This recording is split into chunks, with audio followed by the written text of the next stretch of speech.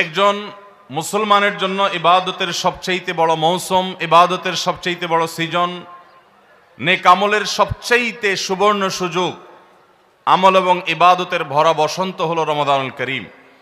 সেই রমাদানুল করিম আমাদের দোরগোড়ায় উপস্থিত হতে চলেছে।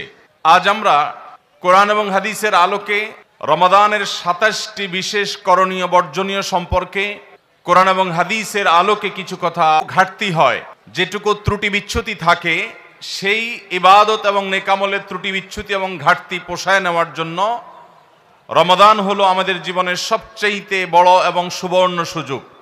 রমাদান মাস উপলক্ষে বিশেষ যে ২৭টি আমলের কথা আমরা বলতে চাই, তার প্রথম আমলটি হলো চাঁদ দেখা। রমাদান মাসের চাঁদ শাবানের শেষ দিনে আমরা পশ্চিম আকাশে তালাশ করব, অনুসন্ধান করব। রমাদানের দ্বিতীয় আমল হলো সবচেয়ে গুরুত্বপূর্ণ আমল, সেটা হলো সিয়াম সাধনা, রোজা রাখা। প্রত্যেক প্রাপ্তবয়স্ক সুস্থ মস্তিষ্ক সম্পন্ন নারী এবং পুরুষ তিনি যদি মুসলমান হয়ে থাকেন, তাহলে সেক্ষেত্রে তার উপরে আল্লাহ রাব্বুল আলামিন রমাদানের দিনের বেলায় রোজা রাখা, সিয়াম সাধনাকে ফরজ করেছেন। প্রত্যেক প্রাপ্তবয়স্ক মুসলিম নারী এবং পুরুষ যদি সুস্থ সবল হয়ে থাকেন, আল্লাহ রাব্বুল আলামিন এই ফরজটাকে পালন করতে হবে। আল্লাহ বলেছেন, কুতিবা আলাইকুমুস সিয়াম, তোমাদের উপরে রোজা রাখাটাকে ফরজ করা হয়েছে। অতএব রমজানের দিনের বেলা রোজা রাখা হলো রমজানের সবচেয়ে বড় আমল। এটা হলো দ্বিতীয় আমল বলেছি। নাম্বার ৩, রমাদান মাস উপলক্ষে রাতের বেলায় তারাবির নামাজ আদায় করা, এটা রমাদানের তৃতীয় আমল। নবী করিম সাল্লাল্লাহু আলাইহি সাল্লাম বলেছেন, মান কামা রমাদানা ঈমানান ওয়া ইহতিসাবা গুফিরা লাহু মা তাকাদ্দামা মিন যামবি। যে ব্যক্তি রমজান মাসে রাতে দাঁড়িয়ে ঈমানের সাথে, ইখলাসের সাথে আল্লাহর কাছ থেকে সওয়াব পাওয়ার আশায় তারাবির নামাজ পড়বে, তার পূর্বের সমস্ত গুনাহ খাতা মাফ করে দেওয়া হবে। রমজানের চতুর্থ আমল হলো সাহারি করা।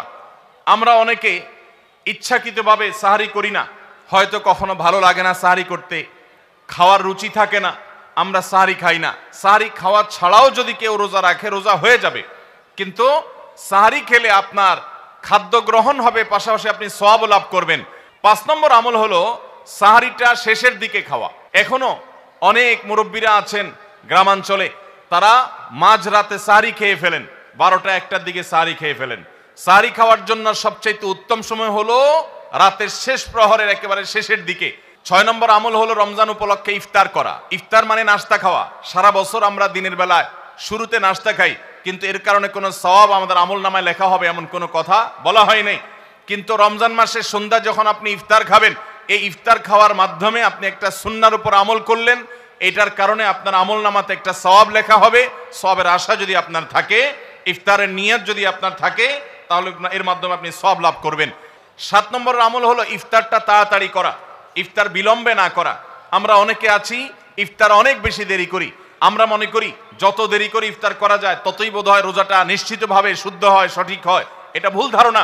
নবী করিম সাল্লাল্লাহু আলাইহি সাল্লাম বলেছেন, যতদিন পর্যন্ত এই উম্মত মুসলমান জাতি ইফতার দ্রুততার সাথে করবে, অর্থাৎ ওয়াক্ত হওয়ার পর আর বিলম্ব করবে না, ততদিন পর্যন্ত তারা কল্যাণের মধ্যে থাকবে। ৮ নম্বরের রমজানের আমল হলো ইফতারের দোয়া পড়া। ইফতারের দোয়াটা আমরা অনেকে জানিও না, আবার অনেকে জানলেও সেটা কখন পড়তে হয় সেটা জানি না। ইফতারের শুরুতে বিসমিল্লাহ বলে ইফতার শুরু করতে হবে, ইফতার করার শেষ, এরপরে দোয়া পড়তে হবে। আমরা অনেকে ইফতারের আগে দোয়া পড়ি, এই দোয়াটা ইফতার দোয়াটা পড়তে হয় ইফতারের পরে।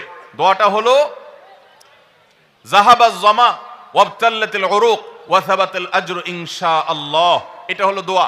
৯ নম্বরের আমল হলো ইফতার এবং সাহারি উভয়টাতে খেজুর খাওয়া, এটা সুন্নাহ। খেজুরের মধ্যে প্রচুর খাদ্য শক্তি আছে। আমরা রমজান মাসে যে রোজা রাখি, সারাদিন পানাহার বর্জন করে থাকি, আমরা যদি সাহারিতে খেজুর খাই, আমাদের শরীরে প্রচুর পরিমাণ খাদ্য শক্তি থাকবে।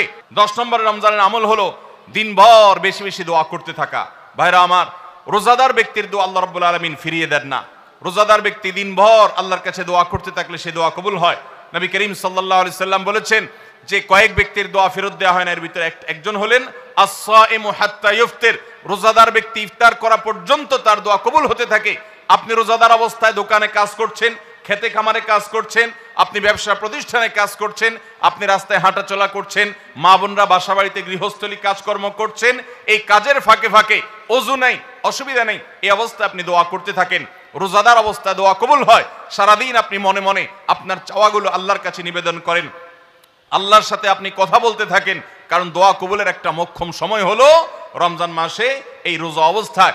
11 নম্বর রমজানের বিশেষ আমল হলো সকল প্রকার পাপাচার বর্জন করা, কারণ রমজানের রোজার উদ্দেশ্যই হলো আমরা যেন পাপাচার বর্জন করতে পারি। 12 নম্বর আমল হলো পাপাচারের মধ্যে আবার বিশেষ করে মিথ্যা কথা, মিথ্যা কাজ, প্রতারণা 2 নম্বরই, এগুলো পরিহার করে চলা। এগুলো অন্য সময় তো পরিহার করতেই হবে, রমজানে আরো বিশেষ গুরুত্বের সাথে পরিহার করতে হবে। বুখারীর হাদিসে আসছে, নবী করিম সাল্লাল্লাহু আলাইহি সাল্লাম বলেছেন, মাল্লাম ইয়াদা কাওলাজ জুরি ওয়াল আমাল বিহি ফালাইসা লিল্লাহি হাজা আন ইয়াদা তাআমাহু ওয়া শারাবা।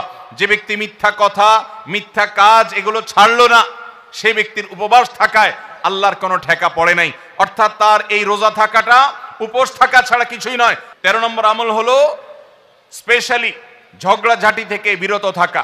14 নম্বর বিশেষ আমল হলো সাধারণ যত আমল আছে, সাধারণ যত ভালো কাজ আছে, সেই ভালো কাজগুলো এই মাসে সবচেয়ে বেশি গুরুত্বের সাথে করা। কারণ আপনারা জানেন নবী করিম সাল্লাল্লাহু আলাইহি সাল্লাম বলেছেন, রমজানের শুরুর দিকে আল্লাহর পক্ষ থেকে এক ফেরেশতা ঘোষণা দিতে থাকে, ইয়া বাগিয়াল খায়র আকবিল। তোমাদের মধ্যে কেউ কি কোনো কল্যাণের পথে চলতে চায়, এমন কোন মানুষ আছে যে কল্যাণকামী, যে ভালো কাজ করতে চায়, তাহলে সে যেন অগ্রসর হয়। কারণ ভালো কাজ করার মৌসুম এসেছে, সময় এসেছে, সুবর্ণ সুযোগ এসেছে। এটা আমল করার সময়, এটা নিজের আমল নামার শূন্য স্থানগুলো পূরণ করার সময়, এটা জান্নাতের পথে এগিয়ে যাওয়ার সময়। অতএব যত নেক আমল আছে, সেটা যেই ধরনেরই হোক না কেন, সকল ভালো কাজ সবচেয়ে বেশি করতে হবে এই রমজান মাসে। 15 নম্বর আমল হলো খুব গুরুত্বের সাথে ইস্তেগফার করা, আল্লাহর কাছে গুনাহ মাফ চাওয়া। এটা হলো 15 নম্বর আমল, যে গুনাহগুলো মাফ করাবো, জাহান্নাম থেকে মুক্তির পরোয়ানা দেয়া হয়, সেটি আমার নামটা যেন সেই তালিকায় যায়, সেই চেষ্টা আমরা করব প্রতিদিন। 16 নম্বর রমজানের বিশেষ আমল হলো রোজাদারকে ইফতার করানো। নবী করিম সাল্লাল্লাহু আলাইহি সাল্লাম বলেছেন, মান ফাত্তারা সাইমান ফালাহু মিসলু আজরিহি মিন গায়রি আন ইউনকাসা মিন আজরিহি শাইআ। যদি কেউ কোনো রোজাদারকে ইফতার করায়, আল্লাহ রাব্বুল আলামিন ওই রোজাদারের রোজার কারণে তিনি যে সওয়াব পেয়েছেন তারটা তিনি পাবেন, অতিরিক্ত বোনাস হিসেবে যেই লোকটা ইফতার করালো রোজাদারকে, আল্লাহ তাআলা তাকে সমপরিমাণ সওয়াব দান করবেন। 17 নম্বর রমজানের স্পেশাল আমল হলো যে রমজানে বিশেষ গুরুত্বের সাথে কোরআন তেলাওয়াত করা। কারণ রমজান মাসের পরিচয় দিতে গিয়ে আল্লাহ তাআলা কোরআনে বলেছেন, শাহরু রমাদান আল্লাযী উনজিলা ফীহিল কুরআন। রমজান এমন মাস যে মাসে কোরআন নাজিল করা হয়েছে। এই কোরআন দিয়ে রমজানকে আল্লাহ পরিচয় দিয়েছেন। রমজান মাসের মর্যাদাই হয়েছে কোরআনের কারণে। এই জন্য কোরআনের সাথে রমজানে বেশি সময় কাটাতে হবে। কোরআনের হালাকা করবেন, কোরআনের মজলিস করবেন, কোরআন শিক্ষার আসর করবেন, ইমাম সাহেব মুয়াজ্জিন সাহেবকে দিয়ে প্রতিটা মসজিদে মসজিদে মুসল্লিরা কোরআন শুদ্ধ করবেন, বিশুদ্ধ করে তেলাওয়াত করবেন। কোরআন প্রতিদিন একটু একটু করে তেলাওয়াত করবেন। সম্ভব হলে গোটা রমজানে কমপক্ষে একটা বার কোরআন পড়ে শেষ করবেন। 18 নম্বর আমল হলো কোরআন তেলাওয়াত করার আমল। আমরা সবাই জানি, কিন্তু কোরআন রমজান মাসে নবী করিম সাল্লাল্লাহু আলাইহি সাল্লাম শোনাশুনি করতেন, এটা আমরা অনেকে জানি না। জিবরিল আলাইহিস সালামের সাথে নবী করিম সাল্লাল্লাহু আলাইহি সাল্লাম কোরআন শোনাশুনি করতেন। তিনি জিবরিলকে শোনাতেন, জিবরিল তাকে শোনাতেন। এই জন্য রমজান মাসে আপনি কোরআন তেলাওয়াত করে আপনার স্ত্রীকে শোনান, স্ত্রী তেলাওয়াত করবে, আপনি শুনেন, আপনি অন্য কারোর সাথে এভাবে শোনাশুনি করেন। 19 নম্বর আমল হলো সাদাকা করা, দান করা। 20 নম্বর আমল হলো সাহরি খেতে আমরা যখন উঠি তখন একটু তাহাজ্জুদের নামাজ পড়া, একটু দোয়া করা। এই সুযোগটা 11 মাস আমাদের হয় না।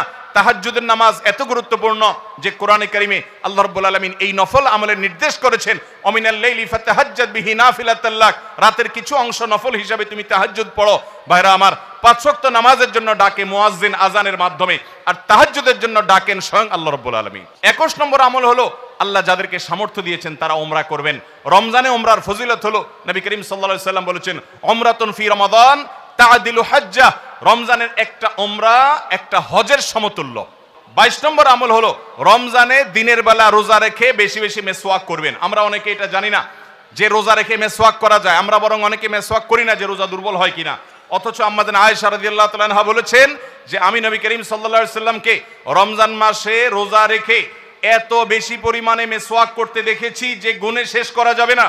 এই জন্য রমজান মাসে আপনার পকেটে মেসওয়াক থাকতে হবে। 23 নম্বর আমল হলো রমজানের শেষ 10টা দিন ইতিকাফে বসে যাওয়া। যাদের তৌফিক আছে মসজিদে ইতিকাফে বসে যাবেন। 24 নম্বর আমল হলো রমজানের শেষ দশকে বেশি বেশি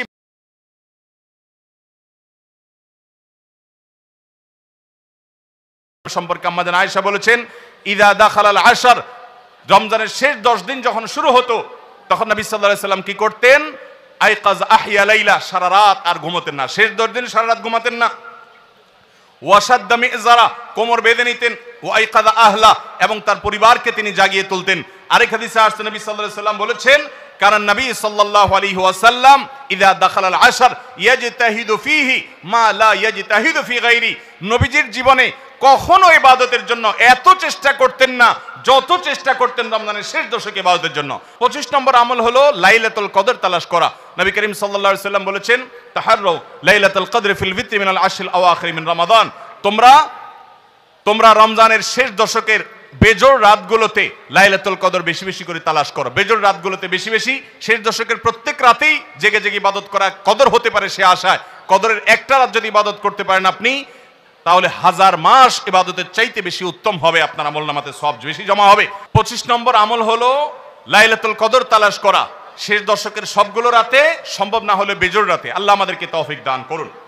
আর 26 নম্বর আমল হলো লাইলাতুল কদর যদি আমরা পেয়ে যাই, মনে হয় যে এটা লাইলাতুল কদর হতে পারে, তাহলে একটা বিশেষ দোয়া পড়া। দোয়াটা হলো আল্লাহুম্মা ইন্নাকা আফুউন তুহিব্বুল আফওয়া ফাআফু আন্নি, হে আল্লাহ আপনি ক্ষমাশীল, আপনি ক্ষমা করতে ভালোবাসেন, পছন্দ করেন, আপনি আমাকে ক্ষমা করুন। এই দোয়াটা পড়বো তো ইনশাআল্লাহ।